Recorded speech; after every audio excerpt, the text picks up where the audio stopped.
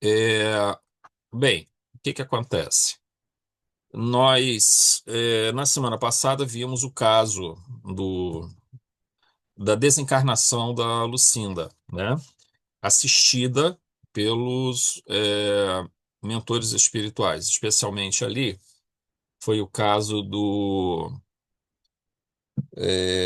Dr. Arquimedes, que fez os procedimentos para acelerar o processo da desencarnação dela, porque não tinha mais sentido, nós comentamos isso, não tinha mais sentido que ela ficasse ali num estado, vamos dizer assim, de sofrimento, quando na verdade ela já tinha cumprido muito da tarefa que ela realizou. Então, as conversas que vão sendo comentadas, que a gente começou a ler no item 1 da nossa apostila, era em relação a isso, a essa questão, é, e a gente vai retomar hoje a partir do item 1.4 da apostila, dessa questão envolvendo esses processos de auxílio à desencarnação e até e principalmente da antecipação, em alguns casos. E também sabemos que existe o contrário, né? Existe o oposto também. Às vezes o processo da desencarnação ele pode ser prorrogado, né? Quando há uma necessidade de que isso seja benéfico não só à pessoa, mas a outros também, que se valem daquele trabalho, né? Então a gente teve a oportunidade de ver isso em Obreiros da Vida Eterna, um caso desse tipo, mas a gente encontra essas situações também. E nas antecipações do processo de desencarnação daquilo que era mais ou menos previsto, porque nada é uma coisa absoluta nesse sentido, até porque existe o livre-arbítrio, a gente pode antecipar o nosso processo de desencarnação, então nada segura que a gente vai viver exatamente aqueles anos, meses e dias determinados. Não existe essa situação. Muitas coisas concorrem para alterar esse processo. A gente nasce com uma expectativa aproximada do tempo que a gente precisa para realizar o nosso aprendizado aqui na Terra, né? Então, no item 1.4, a gente continuando as nossas reflexões, a gente coloca o seguinte aqui: podemos, em situações desse tipo, ter dúvidas, pois onde fica o livre-arbítrio? Se o indivíduo comete erros e compromete o trabalho que está sendo realizado, mas é socorrido no sentido de antecipação de sua desencarnação, evitando maiores comprometimentos, por que isso não ocorre com todos, como uma lei a todos aplicada? Essa pergunta veio porque, num dado momento, eles falam de um missionário que havia reencarnado. É mais ou menos dentro desse assunto da Lucinda, do Marco Aurélio, mas é dado o exemplo de uma situação de um missionário encarnado que ele, num dado momento, é, conduziu muito bem a sua tarefa, mas quando ele começou a observar a aproximação que ele iria desencarnar, ele toma medidas, vamos dizer assim, começa a tomar medidas para proteger aquele legado daquela instituição que ele criou, né, que ele desenvolveu, mas só que isso ia prejudicar o andamento daquela instituição que ele estava fazendo. Então a desencarnação dele é antecipada. E é nesse contexto que aí se coloca, mas nesse caso nós não estaríamos, se você está antecipando um erro, evitando um erro que seria cometido, não se estaria violando o princípio do livre-arbítrio? Bom, um ponto interessante aqui que a gente tem que considerar, lembrando mais uma vez aquele livro extraordinário, que é o Livro Ação e Reação do André Luiz, né? Onde nós temos ali um momento em que André Luiz define uma coisa chamada dor-merecimento. A dor-merecimento, ela é um tipo de dor que ela não é nem a dor-evolução inerente ao planeta, nem a dor kármica, que a gente traz de vidas passadas. Ela é uma interferência da espiritualidade para que nós não façamos algo que vai nos prejudicar muito. Às vezes é assim, pô, mas aí eu estou para fazer uma coisa errada e vai ter uma intercessão que me beneficia? Claro que é possível isso, porque afinal de contas a lei divina ela não é só uma lei de justiça no sentido kármico. A gente cansa de dizer isso. Ela não é só uma lei de justiça, ela é uma lei de misericórdia também. As duas caminham juntas. Não existe uma justiça separada da dimensão amor, uma justiça separada da dimensão misericórdia. As duas estão sempre juntas e se busca obter o melhor resultado. Ocorre que o indivíduo que está para cometer um equívoco, se ele tem méritos, se ele tem, vamos dizer assim, créditos espirituais importantes do bem que ele já fez, ele poderá ser ajudado. É claro que isso não vai ficar se repetindo, óbvio. Vamos supor, ele foi ajudado, vamos dizer, ficou doente e não fez uma coisa errada que ele ia fazer. Aí ele melhora, vai tentar fazer a mesma coisa. Não, aí não, né? Não vai ficar esse processo indefinidamente. Mas eventualmente ele poderá ser ajudado, né? Com certeza, Patrícia, está lá no contrato que a gente assina antes da encarnação. Mas faz todo sentido, tá? E da mesma forma, uma desencarnação antecipada pode ser feita, até porque se envolve outras pessoas e uma obra maior, a obra não é nossa. Nós somos apenas instrumentos pelos quais aquela instituição, que era o caso aqui, ela foi desenvolvida, foi criada, que ela atende as pessoas. Ela é uma obra do Mestre, do Cristo. Nós somos apenas instrumentos pelos quais aquela obra se manifesta. Então, o nosso erro não pode comprometer um trabalho que é muito maior do que nós mesmos. Então, a gente tem que ter a mente aberta para compreender essas situações. Então, continuando aqui. Aqui, primeiramente, reforçamos o que comentamos no item 1.3. Há que haver merecimento e intercessão. Os dois implicam que houve no passado atos meritórios, atos de compaixão e bondade pelo beneficiário, e que se revertem a seu favor, o que aconteceu com Lucinda também. Se um indivíduo não apresenta isso, como exigir o mesmo tratamento, né? Então, por exemplo, você conduz a tua vida num profundo individualismo. Você não ajuda ninguém, você não se conecta com forças superiores para criar uma ambiência ao seu redor. Eu estava até preparando um material que eu vou fazer uma apresentação no domingo. Estava até hoje de manhã cedo e ontem à noite. Estava imaginando essa situação. Você quando fala, por exemplo, eu estava comentando a ideia de quando a gente fala de transcendência. E aí eu introduzo uma ideia de completude, transcendência e completude. Essa noção de completude é para dar essa noção de algo que se completa. Então, são várias virtudes em sintonia com a lei divina, né? Aí você tem assim, por exemplo, uma dessas virtudes, vamos dizer assim, que seja a noção de imortalidade. Vamos chamar isso de uma virtude. Mas por que é uma virtude? Isso é um conhecimento. Ela é de fato, ter esse entendimento da imortalidade é um conhecimento, mas ele se transforma numa virtude, e num dos elementos da completude dessa transcendência, se você aplica à sua vida esse conceito, ou seja, você vai diminuir seu medo, você vai aumentar a sua fé, você vai aumentar a sua esperança, você vai lidar com a vida de uma forma em que isso passa a fazer diferença. Não é uma informação isolada, ela se incorpora ao seu comportamento. Da mesma forma que o conceito de espiritualidade, de conexão com o espiritual, ele não é só um conceito, ele não, ele começa como um conceito, ele começa como um aprendizado, mas ele se transforma numa dimensão dessa completude quando essa noção do espiritual, de espiritualidade, de religiosidade, não de religião, mas de religiosidade, de espiritualidade, ele se incorpora à nossa vida. E como é que ele se incorpora à nossa vida? Toda vez que eu pego e vou fazer a minha oração e me imagino cercado por esses irmãos, envolvidos pela intuição deles.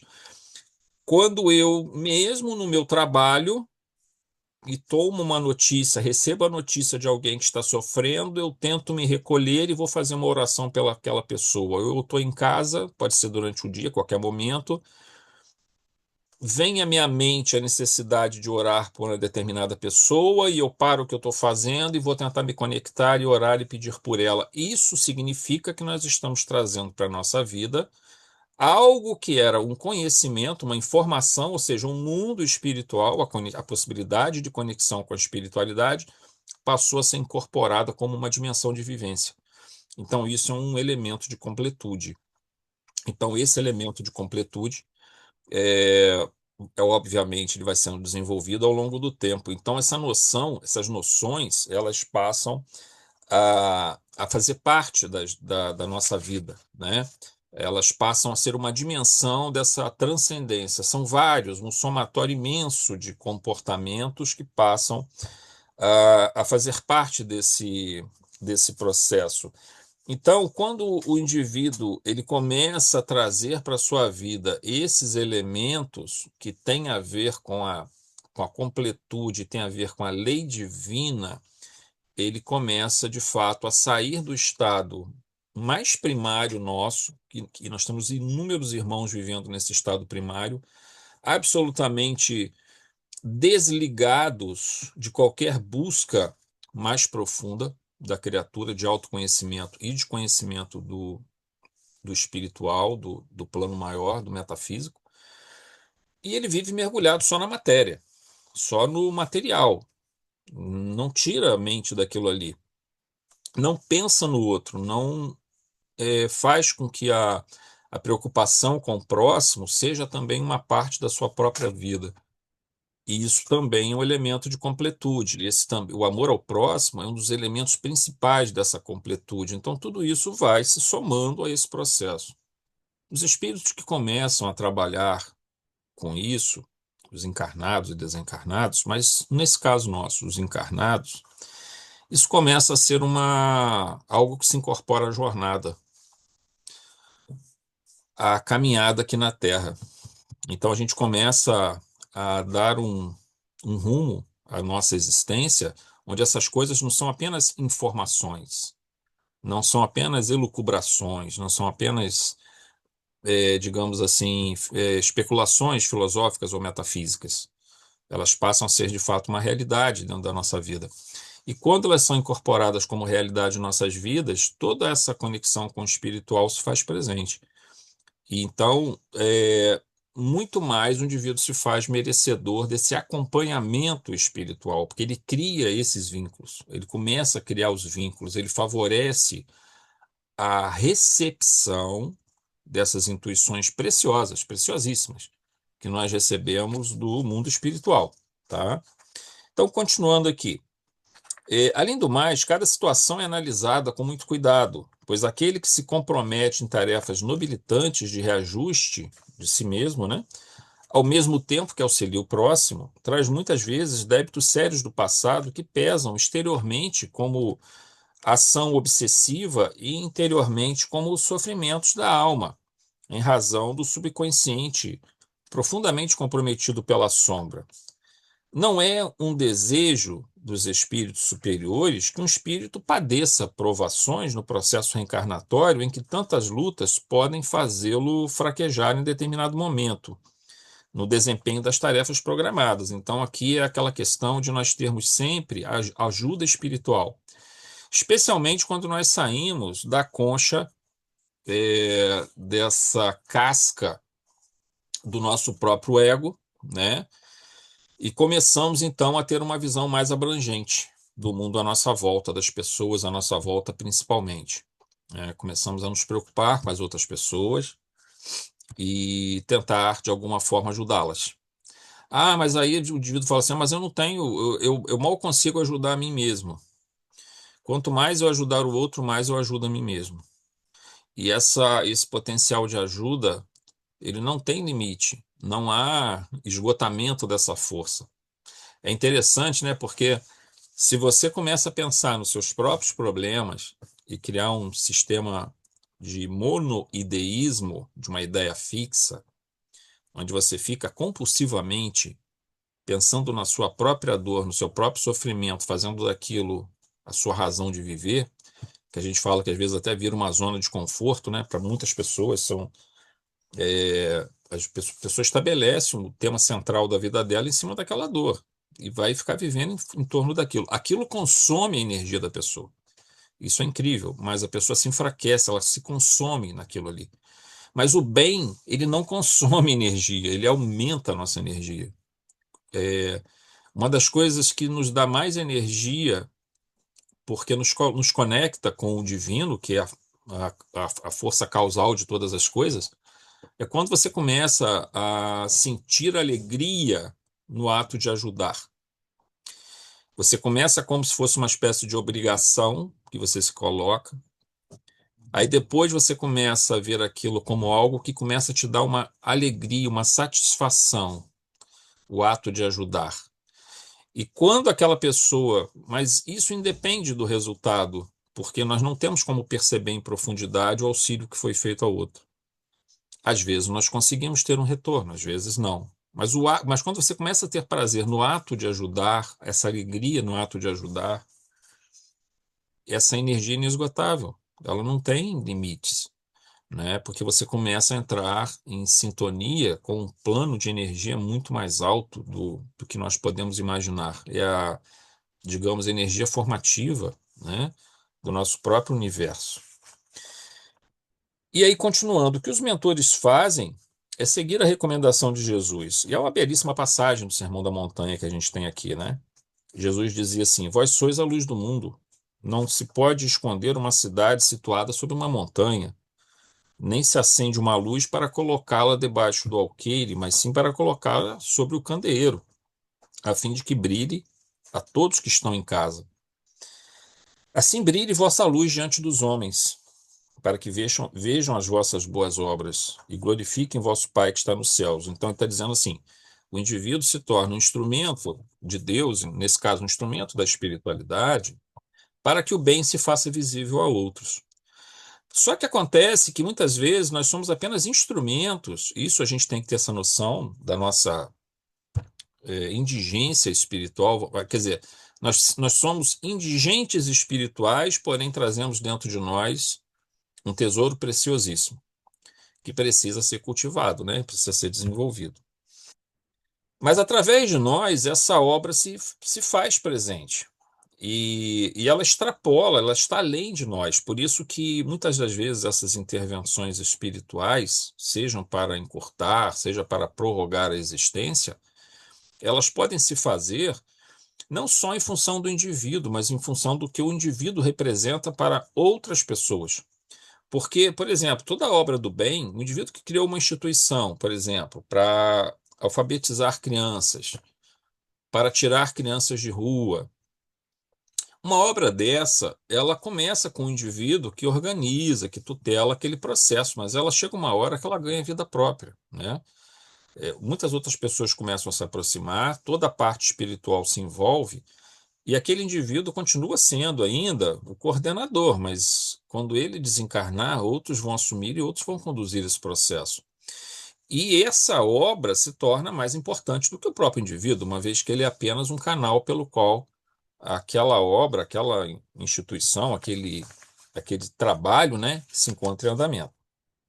Continuando aqui no 1.5, se alguém vem trabalhando com desejo sincero de sua própria melhoria, ao mesmo tempo em que auxilia outros irmãos de jornada, nada mais justo e amoroso do que esse tipo de intervenção.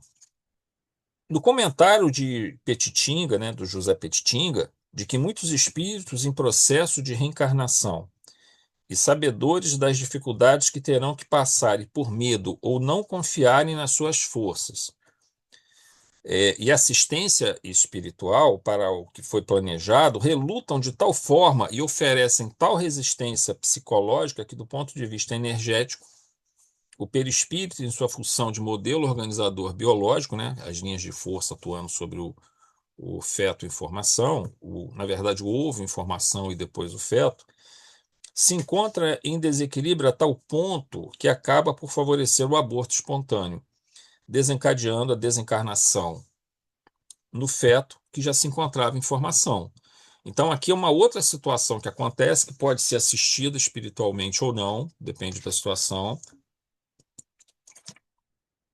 mas às vezes o espírito reluta em, em continuar no processo reencarnatório, em seguir a reencarnação. Por quê? Porque da mesma forma que a gente tem medo de desencarnar, a gente também tem medo de reencarnar. É curioso isso, né? Para quem está do lado de cá, a gente fica com medo de ir para o lado de lá. Para quem está do lado de lá, tem medo de vir para o lado de cá. Porque ambos representam desafios e ambos representam sair do aquele estado de conforto que você se encontra, né? E, por exemplo, se você está desencarnado, está numa cidade espiritual, aí você vai reencarnar, vai passar por aquele planejamento. Como é que você vai ter, digamos assim, uma certeza de que você vai conseguir cumprir todo o seu planejamento que você quis? E se o teu planejamento envolve provas muito difíceis, por equívocos passados, o que for, tá?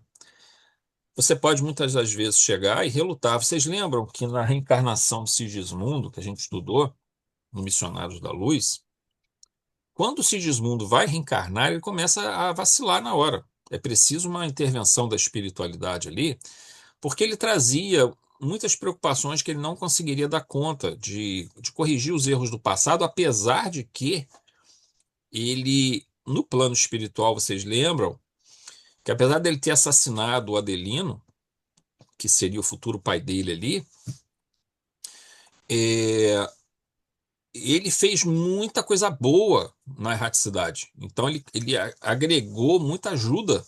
Tanto que o processo reencarnatório dele é um dos mais complexos e mais bem explicados que nós temos, não só na obra de André Luiz, mas em qualquer outra obra. Até onde, pelo menos eu sei, é a obra mais completa em termos de explicação de uma assistência espiritual na hora da reencarnação do Sigismundo, né? E ele quase que não reencarna, porque ele começa a criar uma dificuldade por medo. Então é preciso a conversa com ele da espiritualidade.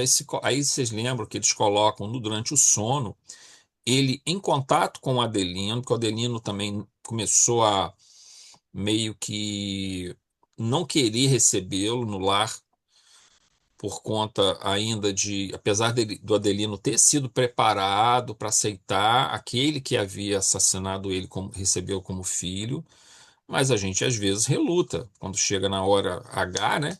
A gente às vezes reluta nesse processo, mas a espiritualidade intervém e aí se consegue ajustar o processo reencarnatório dele.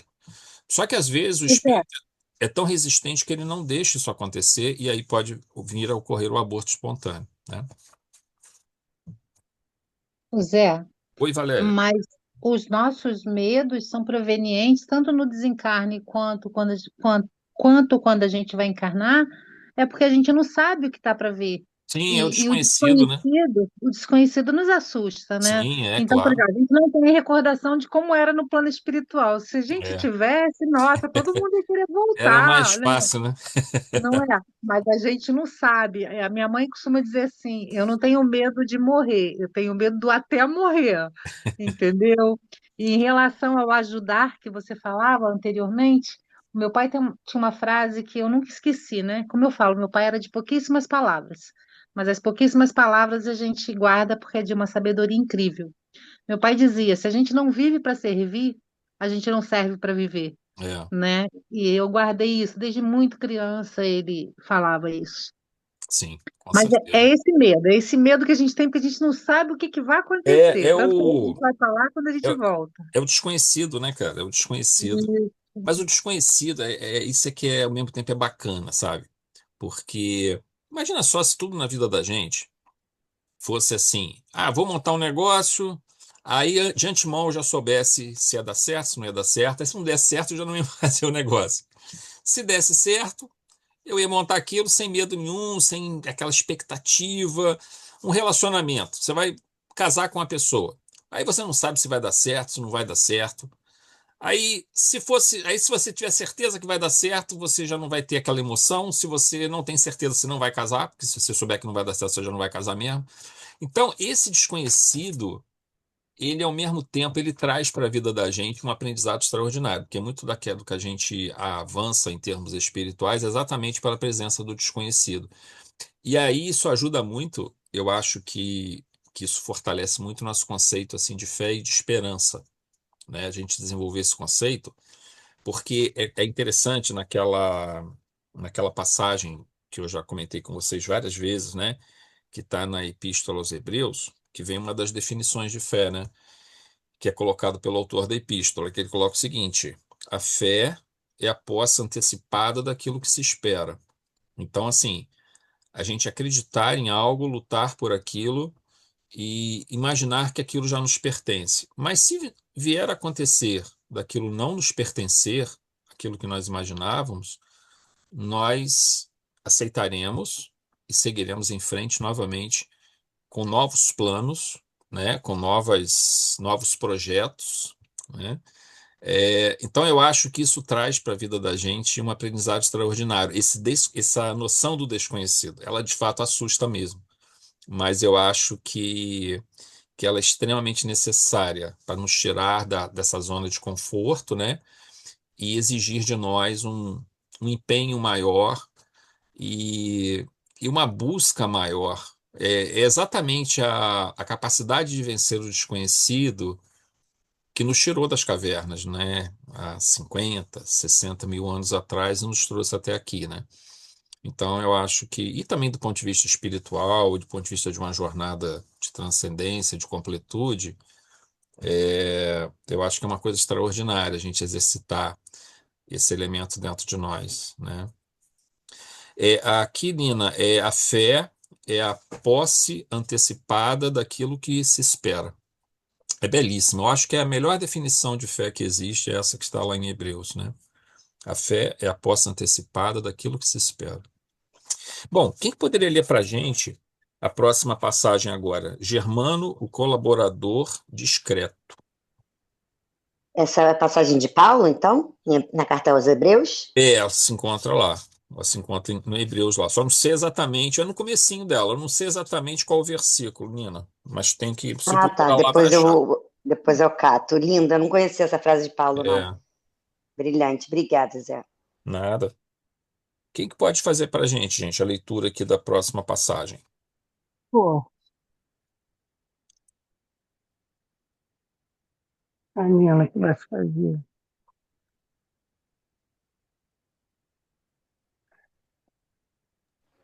Deixa eu só abrir aqui, porque o Kindle demora um pouquinho para Tá. abrir na página onde a gente parou. Foi a partir de qual frase, Zé? Vai ser Germano, o O colaborador colaborador discreto. discreto. Tá. Germano, o colaborador discreto que cooperara na condução de Dona Lucinda ao acampamento, obtemperou. Realmente, providência de tal monta constitui misericórdia de Deus, em nome do amor que não cessa. Na situação de encarceramento que a paciente vivia, em contínua tensão extenuante, ao acompanhar os deslates familiares, sem nada poder fazer, podia entrar em uma crise emocional, desarticulando o complexo trabalho de iluminação já realizado. Observei que durante a sua remoção para o pavilhão em que se encontra, apresentava sereno o antes angustiado semblante. A respiração fazia-se-lhe ritmada e exteriorizava significativa expressão de harmonia.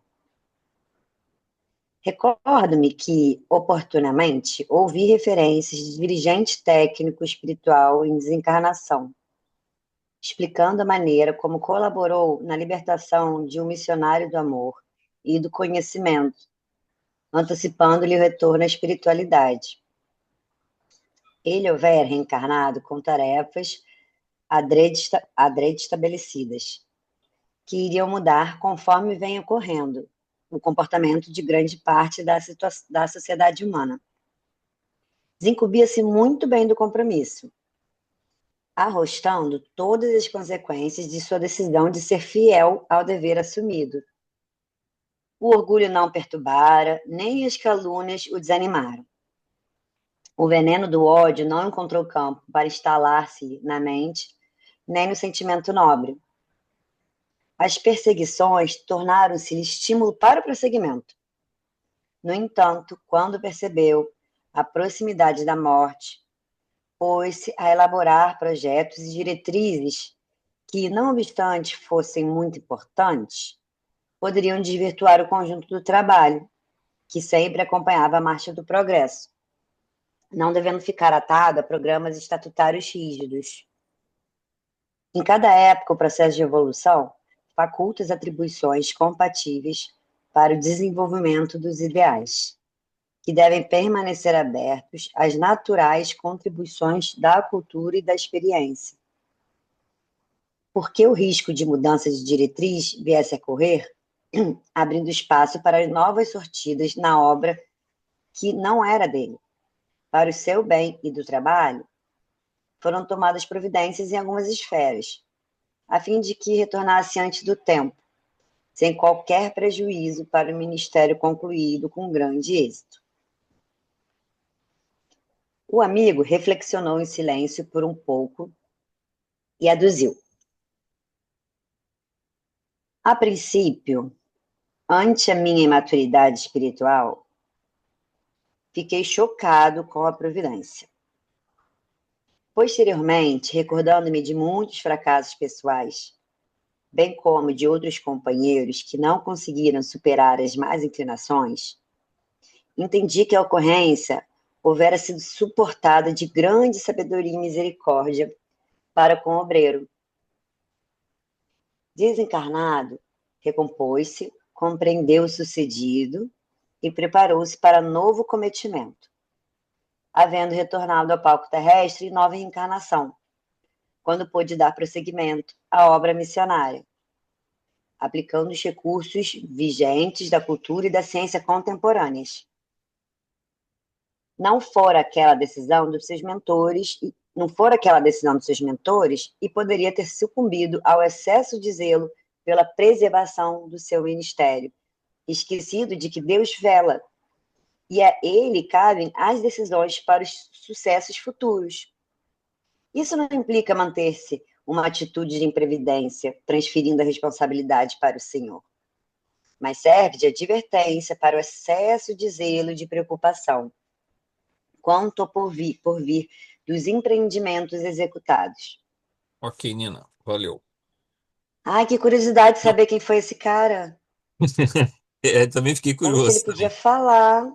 É muito legal, né? Porque apesar dele ter sido um pouquinho excessivo, né, no final da encarnação É, dele, como ele estava com o coração cheio de boas intenções, né? Ele teve por mais que ele estivesse indo para um caminho que não era o traçado, ele estava muito bem intencionado, né? Esse sim, irmão.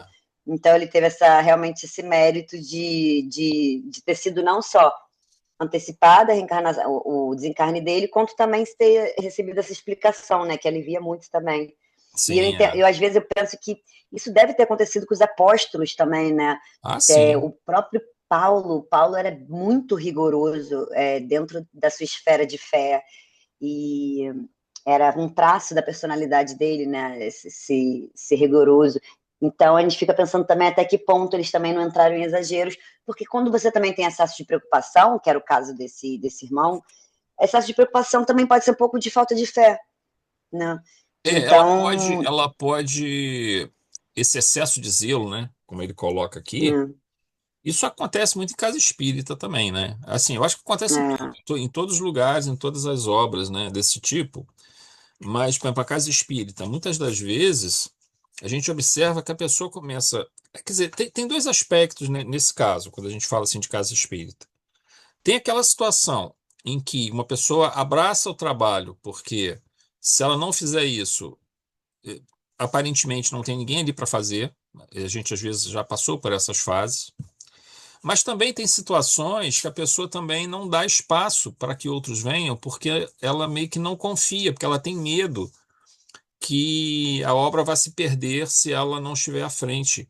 Então, isso também prejudica, porque essas outras pessoas vão se afastando e vai chegando um momento em que a obra pode se perder. É quase acontecer isso, né?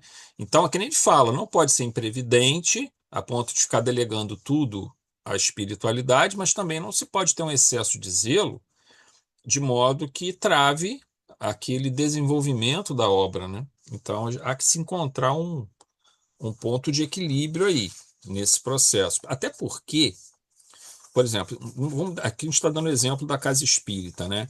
A casa espírita, ela foi programada lá no plano, já no plano espiritual, antes da gente, vamos dizer assim, fundar do ponto de vista da matéria a casa espírita, ela já foi criada no plano espiritual. Ela já tem a sua supervisão espiritual acontecendo lá. E, assim, é claro que aquelas pessoas que vão fundar, elas têm um papel importante ali, mas se elas não vierem, outros virão e vão fazer esse trabalho.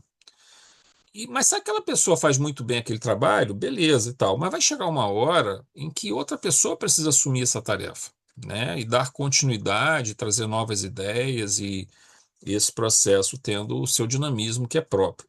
Mas o que que a gente quer dizer com isso? Que a obra não pertence ao fundador da casa. A obra pertence à espiritualidade, a obra pertence a Jesus, né? Nós somos meros trabalhadores ali, tentando nos sintonizar com os espíritos e tentando fazer o melhor possível na nossa parte material da tarefa.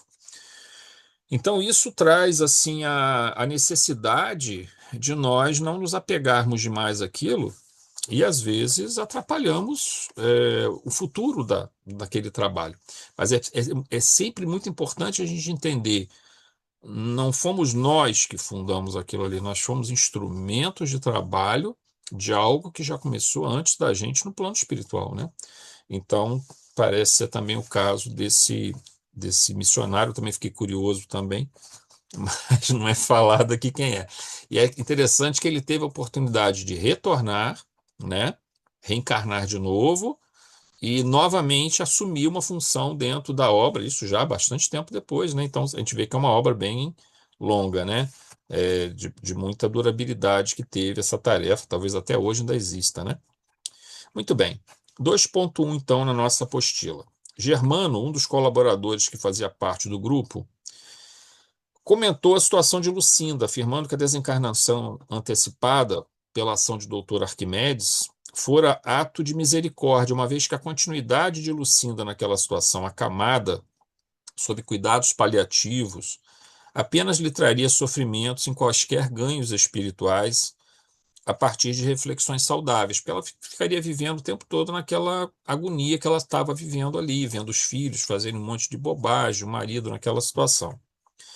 Ela já havia cumprido o que lhe competia como tarefa na Terra. A permanência em tais circunstâncias de sofrimento só faria sentido se isso pudesse lhe trazer aprendizado para ingressar em melhores condições no mundo espiritual. Aqui também se observa outra qualidade na lei divina, que é a perfeição de seus propósitos. Quer dizer, vamos lá.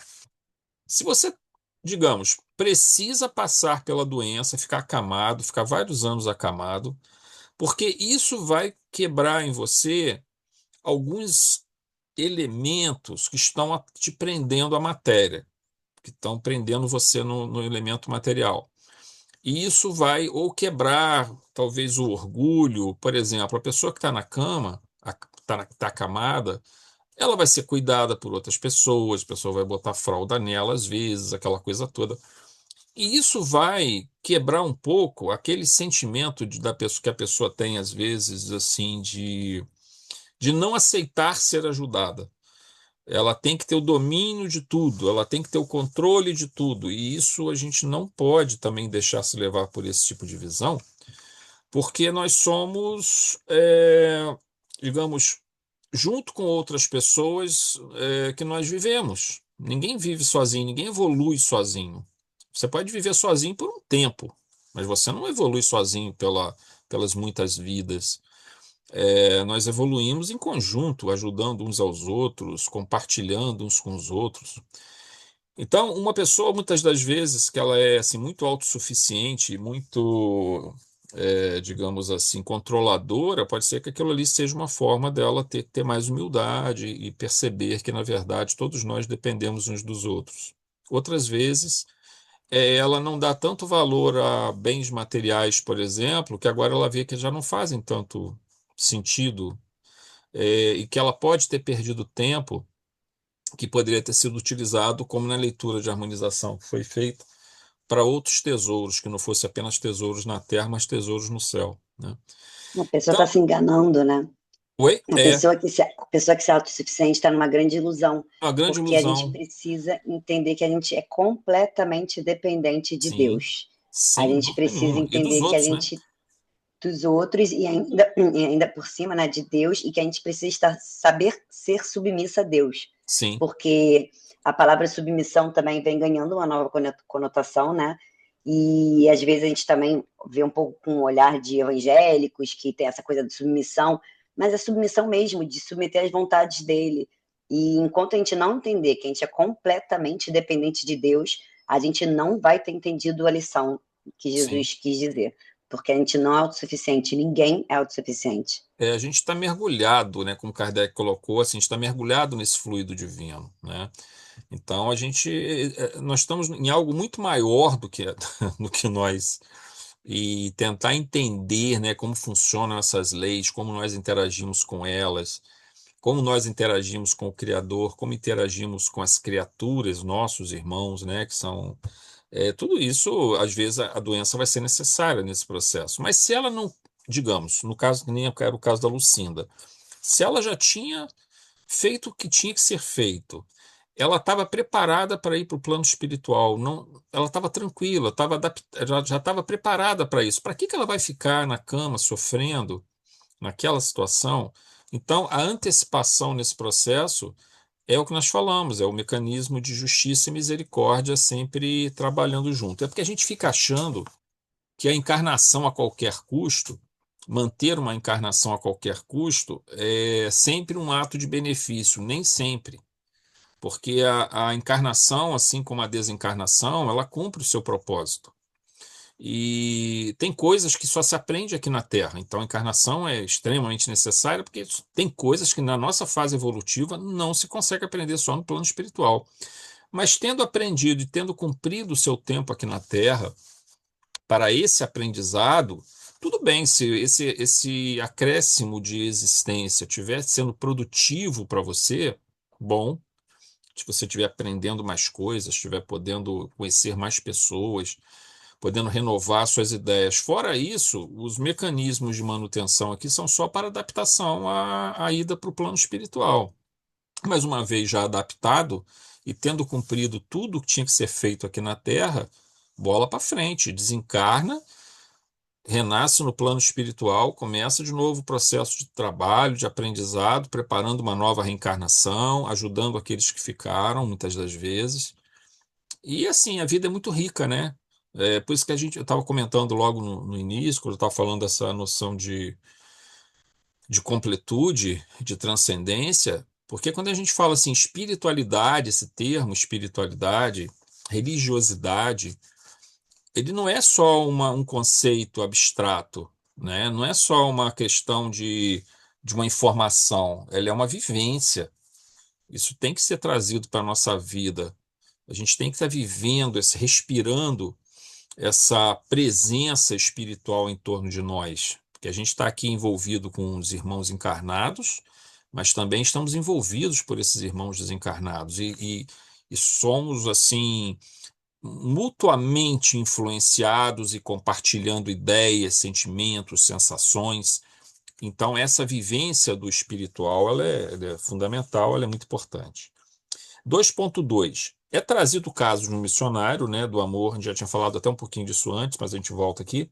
É trazido o caso de um missionário do amor, extremamente dedicado, e que conduzira a tarefa que fora incumbido através de uma reencarnação com extremo zelo, permanecendo firme no propósito, sem que o orgulho o dominasse ou o desânimo viesse por ser agredido por calúnias. Não desenvolveu qualquer ódio pelos que exerciam perseguições contra ele, e todo indivíduo que vai fazer o bem vai sofrer isso aqui, não tem jeito. Vai formar um trabalho como esse missionário formou, não tem como, vai ser sempre perseguido, não tem jeito. Nada disso o afastou do caminho. Mas observando que se aproximava a época de sua desencarnação, começou a planejar ações que pudessem assegurar a continuidade da obra. Quer dizer, a intenção dele era boa, né? porém de uma forma que, apesar de bem intencionada, acabaria por prejudicar o trabalho futuro a ser realizado, uma vez que deixaria a tarefa em desacordo com as mudanças que deveriam naturalmente ocorrer, porque também as próprias mudanças sociais, as mudanças do ambiente, novas situações que vão surgindo, às vezes exigem mudanças na forma que aquela instituição funciona. E se ela ficar amarrada a estatutos, a regras muito rígidas, ela vai se descolar da realidade da, dessa evolução natural do processo e não vai alcançar as pessoas, vai deixar de alcançar as pessoas. E começam a criar uma barreira, uma separação em relação à quantidade de pessoas e ao nível de alcance que ela teria.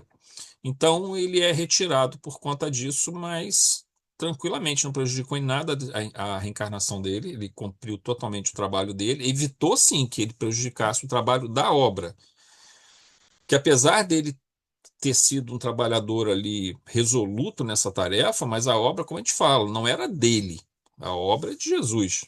Ele era um trabalhador investido de responsabilidades, mas que outros também assumiriam essas responsabilidades, né?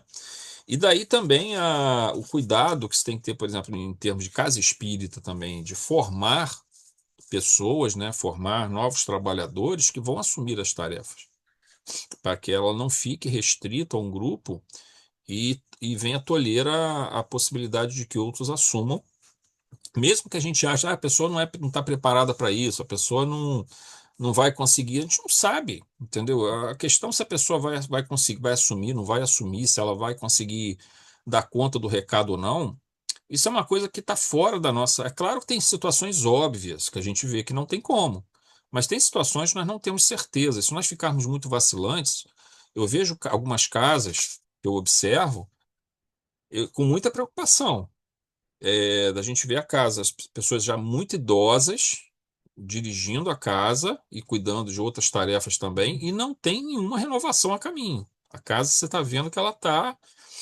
numa situação muito complicada. Se daqui a pouco, daqui a 10 anos, desencarnou a diretoria e mais alguns trabalhadores, não tem mais ninguém para tocar a casa, porque não tem mais ninguém ali para poder fazer a transição desse processo. Então, é preciso tomar muito cuidado com isso. Por mais bem intencionada que seja a pessoa, mas ela pode estar, digamos assim, não tendo esse cuidado de preparar uma sucessão e uma preparação de novos trabalhadores, abrindo oportunidade para que novos trabalhadores venham para a tarefa, né? Muito bem. E para finalizar, a gente finaliza aqui no 2.3, tá, gente? E na semana que vem a gente continua no item 3. Para que não houvesse prejuízo ao que já fora feito com tanta dedicação e assertividade, a desencarnação do missionário foi antecipada. A tarefa continuou e ele pôde, em futura reencarnação, retomar o trabalho. No plano espiritual, compreendeu a correção das medidas que foram tomadas.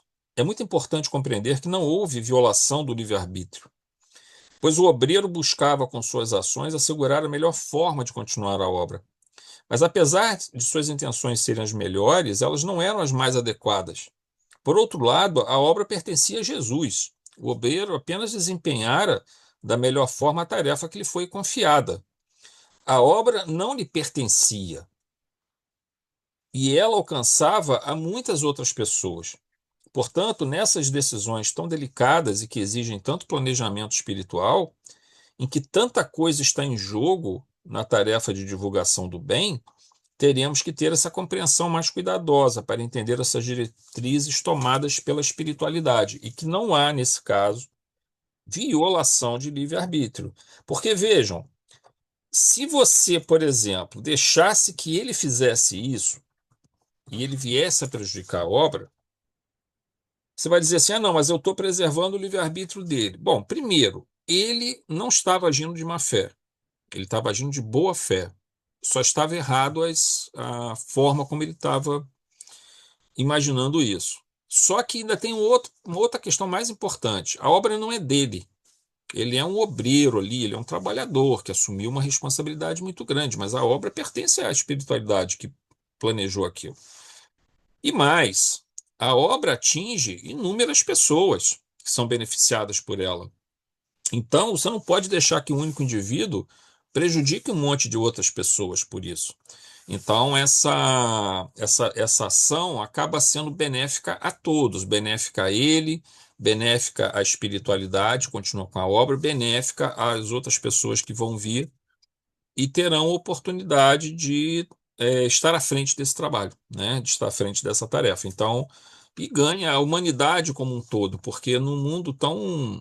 Claro que isso aqui já se passa algum tempo atrás, mas hoje nós temos obras muito meritórias também acontecendo. No mundo onde nós estamos vendo assim tanta incerteza, tantas dúvidas, muitos processos obsessivos, uma epidemia de problemas, digamos assim, de fatores de neuroses das mais variadas, é uma verdadeira obsessão, epidemia de neuroses, uma epidemia de psicoses. No mundo onde os apegos materiais e as ilusões, as distrações são tantas, você precisa ter essas obras que estão trazendo luz à humanidade, que estão despertando o melhor nas criaturas e dando um alerta também, e dando uma oportunidade para que as pessoas encontrem ali o seu aconchego, né? O seu caminho, o seu lar ali, para elas se fortalecerem. Isso não pode ser negado a essas pessoas. Então, por isso que eu digo que esses trabalhos, ele pode até começar com um desejo de alguém, mas eles já têm o planejamento lá no plano espiritual e depois eles extrapolam, eles já não são mais daquele fundador, eles já é uma coisa muito maior do que isso, porque agora elas se transformam num patrimônio de muitos outros espíritos, né? E a Terra, o planeta Terra, seja na ambiência astral, seja na ambiência material, seja no mundo astral, no mundo material, nós precisamos ter esses núcleos de divulgação do bem. Precisamos muito e precisamos de muito mais, né, deles. Então, isso é visto com muito carinho pela espiritualidade. Gente, nós vamos então, já passou um pouquinho do horário, vamos pausar aqui.